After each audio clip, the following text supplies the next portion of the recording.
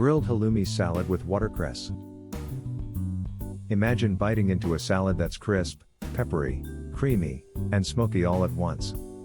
That's exactly what this grilled halloumi salad with watercress delivers, an explosion of textures and flavors that will turn any simple meal into a gourmet experience.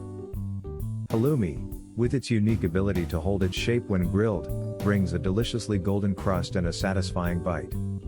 Paired with the peppery freshness of watercress, juicy cherry tomatoes, and a zesty dressing, this salad is the perfect balance of indulgence and lightness.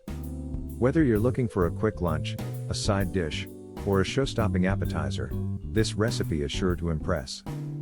Ingredients: serves 2 to 3 200 grams halloumi cheese, sliced. 2 cups fresh watercress. 1 cup cherry tomatoes, halved. Half small red onion, thinly sliced. 2 tablespoons olive oil, plus extra for grilling. 1 tablespoon lemon juice. 1 teaspoon honey. Half a teaspoon Dijon mustard. Salt and black pepper to taste.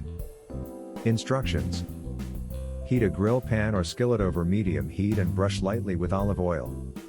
Grill the halloumi slices for about 2 minutes per side, until golden brown with crisp edges. In a small bowl, whisk together olive oil, lemon juice, honey, Dijon mustard, salt, and black pepper to create the dressing. In a large bowl, toss the watercress, cherry tomatoes, and red onion with half of the dressing. Arrange the grilled halloumi on top and drizzle the remaining dressing over the salad. Serve immediately while the halloumi is warm and enjoy.